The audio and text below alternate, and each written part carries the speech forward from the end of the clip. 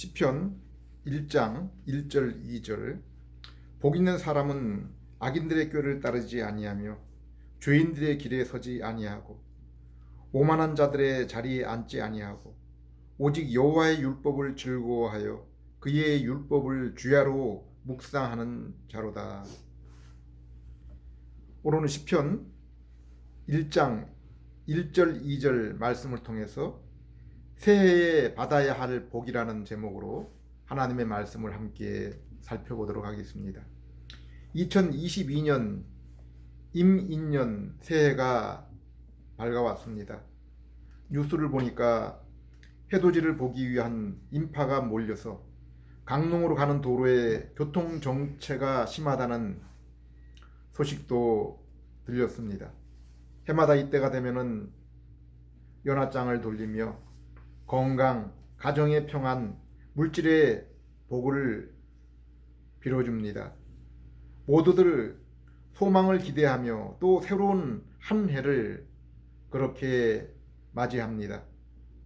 그러나 우리의 실제 모습은 어떻습니까? 한 해가 지나면 실제로 우리의 삶에 죽음의 문턱이 한 걸음 더 다가오는 것입니다. 청년의 때가 지나면서 나이를 먹을수록 체력과 기억력이 약해집니다. 그리고 이때껏 힘든 세상에서 그나마 의지했던 부모님과 어른들이 하나 둘씩 내 곁을 떠나갑니다. 그 누가 새해에는 당신이 더 복을 받고 잘 될 것이라고 보장해 줄 수 있습니까? 진리의 말씀인 성경을 보십시오. 인생에 대해서 무엇이라고 말씀하고 있습니까? 오늘을 사는 인생이 어떤 상태에 있다고 했습니까?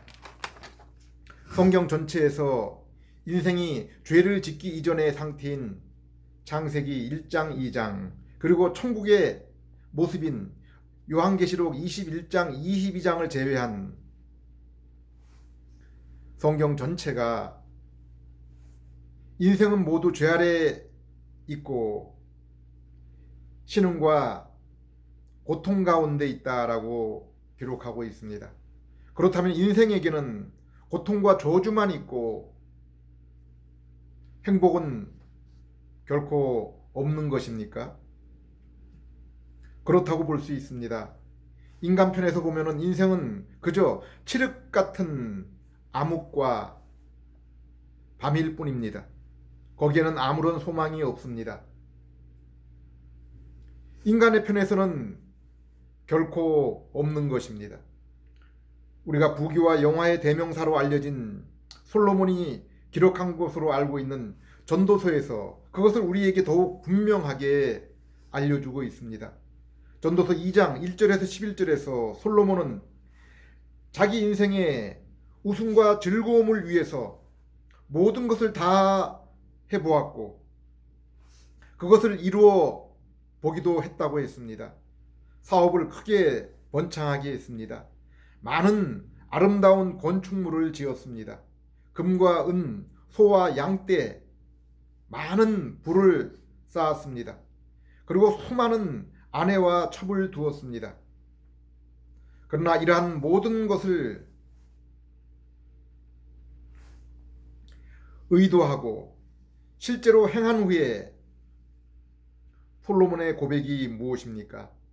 전도서 2장 1절 2절 나는 내 마음에 이르기를 자 내가 시험 삼아 너를 즐겁게 하리니 너는 낙을 누리라 하였으나 내가 웃음에 관하여 말하여 이르기를 그것은 미친 것이라 하였고 희락에 대하여 이르기를 이것이 무슨 소용이 있는가 하였노라. 11절 그 후에 내가 생각해 본즉 내 손으로 한 모든 일과 내가 수고한 모든 것이 다 헛되어 바람을 잡는 것이며 해 아래서 무익한 것이로다. 지금껏 역사상 가장 많은 부귀와 세상의 영화를 누려본 솔로몬, 그리고 지혜의 대명사로 불린 솔로몬이 자신이 인생에서 자신의 즐거움을 얻기 위해서 이룬 이 모든 일들이 다 미친 짓이요, 헛된 일이라고 고백하고 있습니다. 그러나 안타깝게도 오늘날 수많은 인생들이 솔로몬의 뒤를 따라서 세상의 부귀와 영화를 통해서 행복과 즐거움을 얻기 위해서 불나방처럼 불길로 뛰어들고 있습니다. 솔로몬은 이 모든 것을 경험하고 깨달은 뒤에 무엇이라고 우리에게 교훈하고 있습니까? 전도서 12장 1절 2절, 너는 청년의 때에 너의 창조주를 기억하라. 공고한 날이 이르기 전에, 나는 아무 낙이 없다고 할 해들이 가깝기 전에, 해와 빛과 달과 별들이 어둡기 전에, 비 뒤에 구름이 다시 일어나기 전에 그리하라. 13절 14절, 일의 결국을 다 들었으니 하나님을 경외하고 그의 명령들을 지킬지어다. 이것이 모든 사람의 본분이니라. 하나님은 모든 행위와 모든 은밀한 일을 선악간에 심판하시리라. 하나님은 오늘날 이 말씀을 통해서 인생의 본분과 참된 복이 무엇인지를 다시 한번 우리에게 알려주고 있습니다. 하나님을 경외하라. 그의 명령을 지키라. 너희의 모든 행위를 선악간에 심판하시리라. 하나님은 천지 만물을 창조하시고 아담을 하나님의 모습으로 지으시고 이 땅을 다스리는 자신의 아들로 삼으셔서 에덴에 있는 동산에 두셨습니다. 그리고 사명을 맡기셨습니다. 창세기 1장 27절 28절, 하나님이 자기 형상 곧 하나님의 형상대로 사람을 창조하시되 남자와 여자를 창조하시고 하나님이 그들에게 복을 주시며 하나님이 그들에게 이르시되 생육하고 번성하여 땅에 충만하라. 땅을 정복하라. 바다의 물고기와 하늘의 새와 땅을 움직이는 모든 생물을 다스리라. 창세기 2장 15절 16절, 여호와 하나님이 그 사람을 이끌어 에덴 동산에 두어 그것을 경작하며 지키게 하시고 여호와 하나님이 그 사람에게 명하여 이르시되 동산 각종 나무의 열매는 내가 임으로 먹되 선악을 알게 하는 나무의 열매는 먹지 말라. 내가 먹는 날에는 반드시 죽으리라. 하나님은 자신의 모습을 닮은 인간 곧 아담에게 이 두 가지 사명 곧 명령을 주신 것입니다. 우리는 이것을 왕, 제사장, 선지자로서의 사명 곧 이것을 위해 사명을 받은 자로서 아담은 그리스도라 불릴 수가 있는 것입니다. 그리스도는 사명을 위해 기름 부음을 받은 자라는 의미입니다. 그리고 이 사명을 잘 감당했을 때, 곧 완수했을 때 하나님은 하나님이 인생을 원래 창조하시고 주시기로 한 그 일을 이루어 주실 것입니다. 곧 요한계시록 21장 22장에 새하늘과 새 땅, 영원히 하나님과의 온전한 교제와 안식입니다. 우리는 이 같은 사실을 동산의 생명나무와 하나님이 7일째 되는 날을 거룩하게 하시고 안식하신 사실을 통해서 알 수 있습니다. 요한계시록 3장 21장에 천국에 들어감을, 생명나무 열매를 먹는 것, 그리고 참된 안식이라고 표현하고 있기 때문입니다. 이 일을 이루기 위해 하나님은 아담에게 안식, 결혼, 그리고 노동을 주신 것입니다. 아담은 왕으로 피조 세계를 하나님의 의도대로 다스려야 했습니다. 그리고 제사장으로 성전인 에덴 동산을 지키며 관리하며 거룩하게 해야 했습니다. 그리고 선지자로서 그의 후손으로 태어날 인류에게 하나님과 그분의 하신 일을 가르쳐야 했습니다. 그러나 아담이 늘 기억하고 잊지 않아야 하는 것은 하나님과 자신의 관계였습니다. 자신이 하나님의 형상을 입은 것과 그로 인해 하나님의 주권 곧 영광을 위해서 존재한다는 사실입니다. 선악과 나무는 이것을 잊지 않도록 한 것입니다.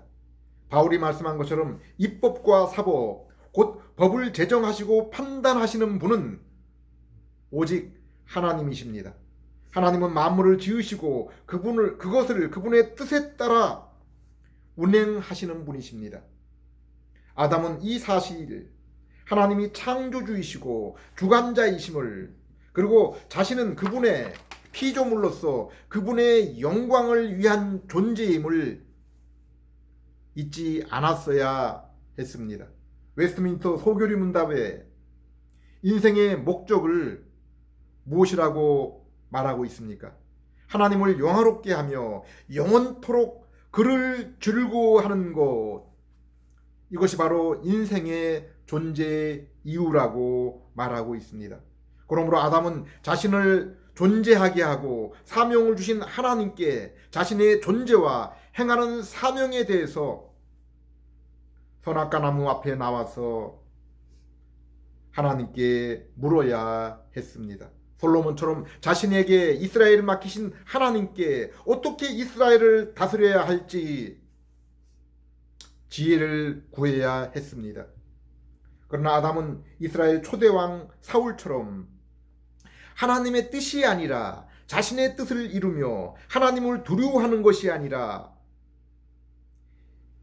이스라엘을 두려워하며 이스라엘의 마음을 얻기 위해서 자신에게 주어진 범위를 넘어서 성소를 침입했고 그로 인해 하나님의 버림을 받았던 것입니다.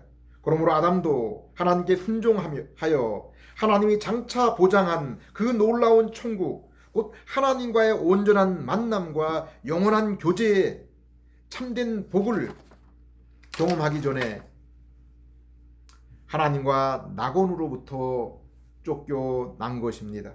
성경이 말씀하고 있는 인생에 있어서 복이 무엇입니까? 우리 인생에 가장 영향을 주는 사람들이 누구입니까? 잠언서 31장은 인생의 가장 큰 복은 현명한 아내 곧 믿음의 여인을 얻는 것이라고 했습니다. 또한 철이 철을 날카롭게 하는 것처럼 친구가 친구의 얼굴을 빛낸다고 했습니다. 예수님도 제자인 우리를 향해 너희가 이제 종이 아니라 친구라고 했습니다. 이는 내가 너희에게 이 은밀한 일들을 말함이라 라고 했습니다. 예수님은 우리에게 하늘나라의 비밀, 복음을 알려주심으로 우리가 그분의 친구가 되게 하셨습니다. 우리는 태어나면서 부모, 곧 아버지의 유전자를 이어받습니다. 그래서 아버지의 모습, 성격, 심지어 질병까지도 똑같이 물려받습니다. 사도 요한은 그리스도인에 대해서 요한복음 3장에 너희가 새로 태어나지 않으면 하나님 나라를 볼 수 없다고 했습니다. 그리스도인은 하나님 아버지로부터 새롭게 태어난 자들입니다. 이처럼 인생의 중요한 것은 바로 사람과의 관계, 곧 인격의 교류입니다. 하나님과의 관계도 마찬가지입니다. 아버지, 신랑, 친구, 이것이 천국에서 영원히 있으며 바로 천국은 하나님과 우리의, 주님과 우리의 이러한 관계입니다. 요한일서 1장 3절 4절 우리가 보고 들은 바를 너희에게도 전함은 너희로 우리와 사귐이 있게 하려 함이니 우리의 사귐은 아버지와 그의 아들 예수 그리스도와 함께 하는 사귐이라. 우리가 이것을 쓰면 우리가 서로 기쁨이 충만하게 하려 함이라. 성경은 영원한 기간에 비하여서 참으로 짧고 짧은 인생과 인류 역사에 대해서는 장황하게 설명하면서 우리가 장차 거하게 될 영원한 천국에 대해서는 요한계시록 21장, 22장 단 두 페이지의 설명만 하고 있습니다. 왜 그렇습니까? 천국에는 우리가 이 땅에서 경험한 불완전한 일들이 완전하게 만개되는, 꽃을 피우게 되는 말할 수 없이 놀라운 일들이 영원토록 펼쳐지겠지만은 그것의 가장 중요한 초점은 바로 성부와 성자, 성령 하나님과 우리와의 사랑의 인격의 교제와 그로 인한 참된 예배이기 때문입니다. 성도는 이 땅에서 믿음으로 곧 죽었다가 부활한 우리의 영혼을 통해서 날마다 주님과 교제하는 그러한 자들입니다.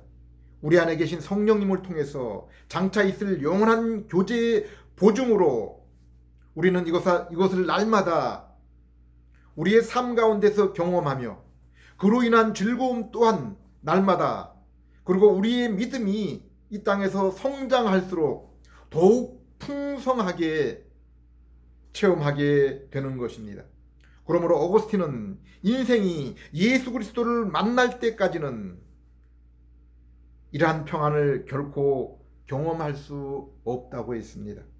그리하여 죄로 인해 하나님을 잃어버린 인생은 잃어버린 하나님 대신에 우상을 숭배하며 그 하나님과의 인격적인 사귐을 통해서 오는 참된 평안을 대신해서 육신의 정욕을 통해 솔로몬이 고백한 것처럼 일시적이고 겉모습에 불과한 헛된 기쁨과 연락을 추구하며 살아가는 것입니다. 그렇다면 이처럼 죄 아래 있는 인생에게 하나님과의 만남, 그로 인한 인격의 교제로 인한 즐거움을 어디에서 찾을 수 있습니까? 인간의 손에 그것이 없다면은, 인간의 수고와 노력으로는 결코 얻을 수 없다면은 어떻게 해야 됩니까? 창세기 3장 15절, 내가 너로 여자와 원수가 되게 하고 내 후손도 여자의 후손과 원수가 되게 하리니 여자의 후손은 내 머리를 상하게 할 것이요 너는 그의 발꿈치를 상하게 할 것이라. 하나님은 아담이 선악과를 따먹고 범죄하였을 때 아담을 유혹한 뱀을 향해서 이 저주의 말씀을 하셨습니다. 그리고 이 말씀은 요한계시록 전체에서 생생하게 그 싸움에 대해서 설명하고 있습니다.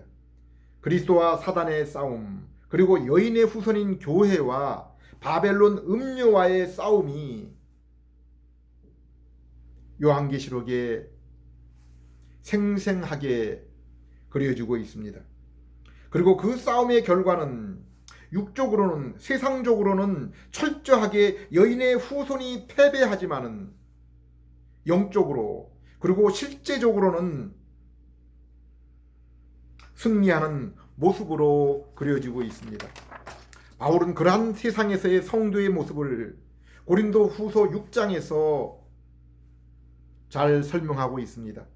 고린도서 6장 9절 10절, 우리는 속이는 자 같으나 참되고 무명한 자 같으나 유명한 자요 죽은 자 같으나 보라 우리는 살아있고 징계를 받는 자 같으나 죽임을 당하지 아니하고 근심하는 자 같으나 항상 기뻐하고 가난한 자 같으나 많은 사람을 부유하게 하고 아무것도 없는 자 같으나 보라 모든 것을 가진 자로다.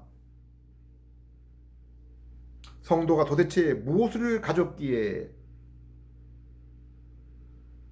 아무것도 없는 자 같으나 모든 것을 가진 자라고 말하는 것입니까? 세상에서 복은 사람들이 선호하고 좋아하는 것, 탐내는 것을 가진 자들입니다. 지혜, 건강, 아름다움, 세상의 권력, 기술, 고급 정보, 부와 같은 것들입니다. 그런데 성경이 말씀하는 복된 자는 누구입니까? 무엇입니까? 단 하나, 오직 단 한 가지, 하나님을 가진 자, 곧 하나님을 모신 자입니다.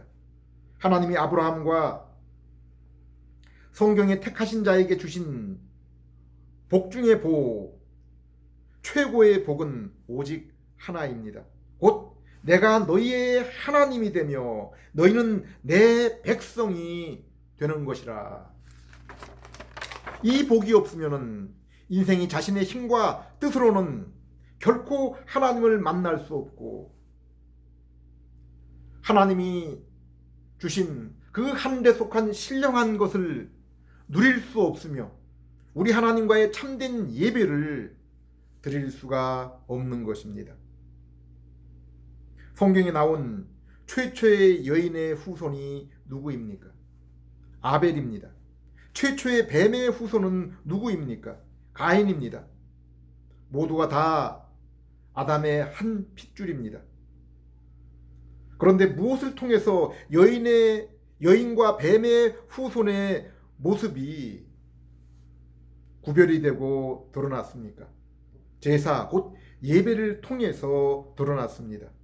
요한복음 4장 23절에 예배는 신령과 진정 곧 영과 진리로 드려야 한다고 했습니다. 아벨은 진실한 마음으로 그리고 하나님이 지정한 정결한 예물로 제사 곧 예배를 드렸습니다. 그러나 가인은 시기심과 거짓된 것으로 드렸습니다. 그런데 세상적으로는 가인이 이기고 아벨은 죽임을 당했습니다.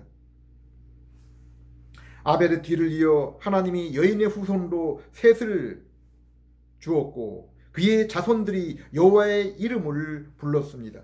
여기에 여호와의 이름을 불렀다는 것은 하나님을 알고 참되게 경배하며 예배를 드린 것을 말합니다. 그들은 첫 세상에 극히 소수의 인원이었으며 그런데 그들도 얼마 가지 않아 불신자들과 연합하여 한 통속이 되었습니다. 그 가운데 에녹은 믿음으로 하나님과 이 땅에서 동행하다가 죽음을 보지 않고 천국에 올라갔습니다. 최초로 죽지 않고 천국에 입성한 인물입니다. 우리는 이를 통해서 참된 인생에게 사망 대신에 천국이 열려 있음을, 하나님께서 그 나라를 예비하고 계심을 우리에게 분명하게 보여주었습니다. 그러나 세상은 소수의 성도마저 불신자와 결혼함으로 이 땅이 음란과 포악으로 넘쳐났다고 했습니다. 오직 한 사람에게 여인의 후손으로 소망이 남겨졌는데 바로 노아입니다. 성경은 노아는 하나님의 은혜를 입었더라라고 했습니다. 아벨과 셋처럼 노아만이 죄악된 세상, 그리고 죄악된 그 노아의 성품에도 불구하고 성령을 통해서 중생한 자였습니다. 히브리서 11장 7절에 오직 노아만이 멸망할 옛 세상으로부터 구원을 받아서 믿음을 따르는 의의 상속자가 되었다고 했습니다. 이처럼 하나님은 여인의 후손으로 장차 오실 예수 그리스도를 위해서 죄악의 세상에서 믿음의 상속자들을 부르시고 의롭고 경건하게 살게 하셨습니다. 홍수 후 새로운 세상에서 노아는 아담에게 주신 사명을 그대로 받았지만은 온전히 그 사명을 감당하지 못했습니다. 술에 취해 자녀들에게 죄를 짓는 구실을 만들었습니다. 그리고 얼마 후 그의 후손은 하나님 대신에 자신의 이름을 높이 세우며 땅끝까지 충만하라는 그 사명 대신에 우리가 흩어짐을 면하기 위해서 높은 성과 도시를 만들자라고 했습니다. 하나님은 그들의 극에 달한 죄악을 잠재우고 노아 언약, 곧 무지개의 언약을 따라서 세상의 심판을 유예하기 위해서 그들의 언어를 혼잡하게 하여 세상에 흩으셨습니다. 그들 가운데 바벨론 세상에서 아브라함을 따로 부르시고 창세기 12장 1절에서 3절에 새 땅, 새 민족, 그리고 하나님의 복을 약속하시고 땅의 모든 족속이 아브라함 너로 인해서 복을 얻을 것이라고 했습니다. 그 후에 400년 뒤에 모세와 이스라엘을 통해서 이 약속이 현실이 되었습니다. 출애굽기 19장에 하나님은 이스라엘을 죄악된 세상 애굽에서 어린 양의 피를 통해서 구출해 내시고 이스라엘을 모든 민족의 제사장 나라와 거룩한 민족으로 삼으셨습니다. 그들은 하나님이 아담과 노아에게 맡긴 것처럼 왕, 제사장, 선지자의 사명을 감당하게 하신 것입니다. 시내산에서 주신 언약, 곧 율법을 따라 살아야 했습니다. 그 율법은 십계명으로 요약이 되며 그 내용은 하나님 사랑과 이웃 사랑이었습니다. 그들은 하나님의 약속과 그분의 하신 일을 늘 기억하며 택하신 백성으로 그 율법, 하나님의 말씀을 순종하며 살아야 했습니다. 그것이 바로 인생에게 준 본분이요, 그 말씀을 순종하는 것이 택하신 인생에게 바로 복이요 즐거움이기 때문입니다.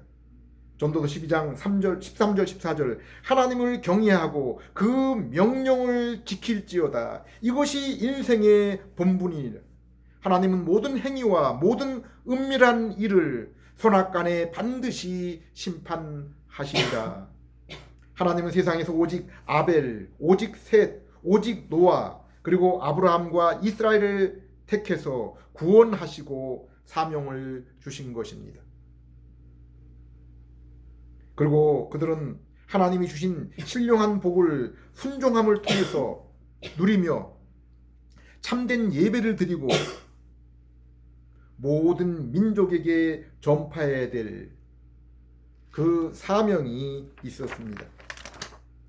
시편 1편, 시편 19편, 그리고 수많은 찬양시들이 구원받은 백성으로 하나님의 말씀을 사랑하고 순종함으로 그들이 누렸던 신령한 은혜와 복을 찬양하고 있습니다. 모세는 하나님의 계명이 그의 백성에게, 이스라엘에게 결코 어려운 것이 아니라고 했습니다. 그러나 하나님의 은혜로 성령을 통해 중생한 성도일지라도 자신 속에 있는 죄성으로 인해서 죄를 범할 수 있습니다. 그로 인해서 하나님과의 그 임재가 끊어지고 그 영혼이 공고할 때가 있습니다. 다윗도 자신의 범죄 뒤에 하나님과의 그 교제, 임재가 끊어지고 여호와여 나에게서 주의 성령을 떠나지 말게 하옵시고 내 영혼을 정결한 영으로 다시 새롭게 해 주옵소서라고 간절하게 회개하며 간구했습니다. 이처럼 이스라엘 가운데 참된 성도는 세상의 무엇보다도 여호와의 율법을 소중히 여기며 그리하여 그 말씀을 주야로 묵상하며 그로 인해 즐거워했습니다. 그들이 죄를 지을지라도 죄 용서를 받기 위해 회개하며 하나님의 그 약속을 따라 짐승의 피를 가지고 성전으로 나아갔습니다. 주님은 긍휼과 자비가 풍성하시기 때문에 아무리 죄를 지을지라도 용서하심이 주님께 있음을 그들은 알고 있었기 때문입니다. 이처럼 율법은 구원 곧 구속함을 입은 백성이 마땅히 살아야 할 거룩한 삶에 대해서 기록한 것입니다. 그러나 성도는 그 율법을 순종함으로 하나님의 살아계심, 은혜와 능력을 풍성하게 맛볼 수 있으며 그것이 진실로 자신이 구원을 얻은 구원의 증거요 열매가 되는 것입니다. 그러나 불신자, 중생하지 않은 이스라엘에게는 율법은 이스라엘을 정죄하는 저주가 되었습니다. 이렇게 율법은 참 성도와 거짓 성도에게 두 가지 다른 용도로 쓰인 것입니다. 예수님도 내가 이 율법을 폐하기 위해서 온 것이 아니라 더욱 온전히 하기 위해서 오셨다고 했습니다. 창세기의 최초 복음인 여인의 후손을 통한 죄로부터의 구원은 이처럼 예수님이 세상에 올 때까지 희미했던 것이 점점 더 구체적으로 그리고 풍성하게 그 모습을 드러내다가 마침내 실체로 오신 그 구원을 십자가와 부활, 성령의 보내심을 통해서 완성한 것입니다. 이루신 것입니다. 에레미야서 31장 31절 34절 여호와의 말씀이니라. 보라, 날이 이르리니 내가 이스라엘 집과 유다 집에 새 언약을 맺으리라. 이 언약은 내가 그들의 조상들의 손을 잡고 애굽 땅에서 인도하여 내던 날에 맺은 것과 같지 아니할 것은 내가 그들이 남편이 되었어도 그들이 내 언약을 깨뜨렸음이라. 그러나 그날 이후에 내가 이스라엘 집과 맺을 언약은 이러하니 곧 내가 나의 법을 그들 속에 두며 그들의 마음에 기록하여 나는 그들의 하나님이 되고 그들은 내 백성이 될 것이라. 그들이 다시는 각기 이웃과 형제를 가리켜 이르기를 너는 여호와를 알라 하지 아니하리니 이는 작은 자로부터 큰 자까지 다 나를 알기 때문이라. 내가 그들의 악행을 사하고 다시는 그 죄를 기억하지 아니하리라. 그리고 예수님이 오시기 오래전 이처럼 에레미야는 예수님을 통해서 이루실 그 일들을 분명하게 예언하고 있습니다. 예수님이 오시면 그의 백성의 모든 죄를 사하며 새 마음을 주셔서 그 말씀을 사랑하며 온전히 지키며 하나님을 온전히 알며 하나님이 그들의 하나님이 되며 그들은 하나님의 백성이 될 것이라고 했습니다. 그리고 예수님은 십자가에서 바로 이 언약을 온전히 이루었다라고 선언하셨습니다. 누가복음 22장 20절에 예수님은 바로 이 자신의 몸과 피로 세우며 이룬 것이 바로 새 언약이라고 했습니다. 히브리서 8장과 10장은 히브리서 전체의 그 13장의 그 짧은 내용 가운데서 8장과 10장 전체에서 바로 에레미야가 예언했던 그 새 언약이 그리스도를 통해서 이루어졌음을 구체적으로 선언하며 설명하고 있는 것입니다. 그리고 바울과 베드로와 서신서를 쓴 모든 선지자들이 바로 이것을 선언하고 설명하고 있는 것입니다. 우리가 이제 하나님의 말씀에 온전히 순종할 수 있는 새로운 존재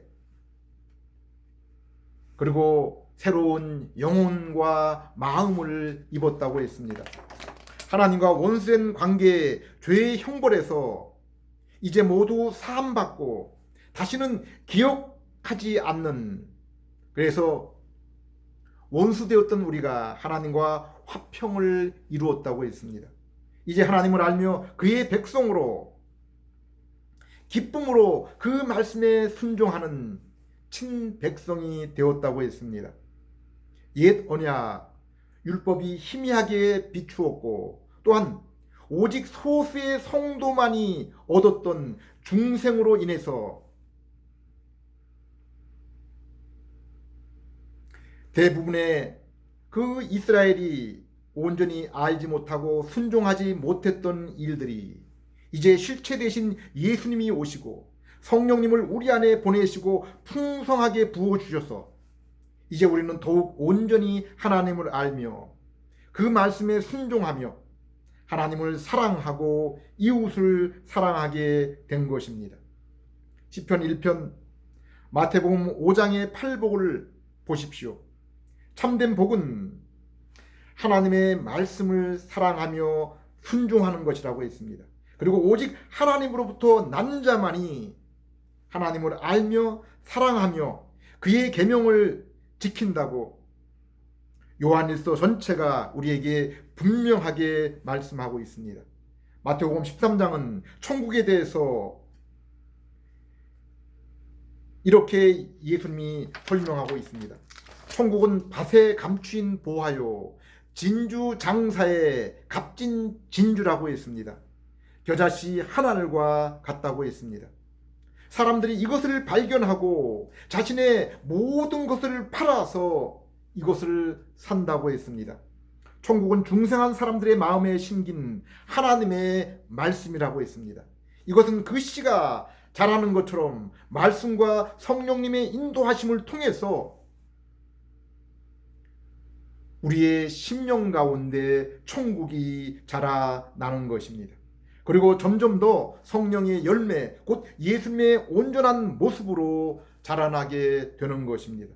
예수님도 너희의 의가 서기관과 바리새인보다 낫지 못하면은 너희는 천국에 들어갈 수가 없다고 했습니다. 우리는 그들의 형식적이고 인위적인 의가 아니라 예수님이 십자가에서 우리를 대신해서 이루신 결코 없어지지 않고 변질되지 않는 의를 믿음으로 받은 자들입니다. 이 의를 통해서 우리는 하나님을 아버지로 예수님을 주님으로 부르며 신령한 만남과 교제를 이루며 날마다 말씀을 통해서 주님을 더욱 알아나가며 닮아나갈수록 더욱 풍성한 예배와 교제를 이 땅에서 맛보며 누리며 그리하여 우리가 그리스도와 같은 영광의 몸을 입고 우리 두 눈으로 친히 아버지와 예수님을 보는 그날을 소망하며 기다리며 환난 가운데 인내하며 살아가는 것입니다. 하나님은 선악간에 은밀한 것을 심판하시느니라. 이 시간도 이 복음 완전한 율법을 통해서 믿음으로 주님을 만나신 모든 분들이 만남의 분명한 증거인 거룩한 모습, 사랑의 삶을 통해서 올 한 해도 이 놀라운 복을 누림으로 신령한 기쁨으로 충만한 그러한 여러분들, 소망의 날들을 기다리며 이 귀한 소식을 여러분 곁에 그리고 멀리 있는 자들에게까지 전할 수 있는 그러한 여러분 되시기를 기도드립니다. 기도하겠습니다. 하나님 아버지, 오직 참된 복은 예수 그리스도를 믿음으로 아버지를 만나는 것과 그 말씀을 묵상함으로 더욱 깊은 친교를 나누는 것임을 믿습니다. 또한 그로 인해 온전한 교제의 그날을 소망합니다. 이 소망을 따라 이 땅에서 죄를 이기며 더욱 신령한 예배를 사모하며 이 귀한 소식을 땅끝까지 전하는 저희들 되게 해 주시옵소서. 예수님 이름으로 기도드립니다.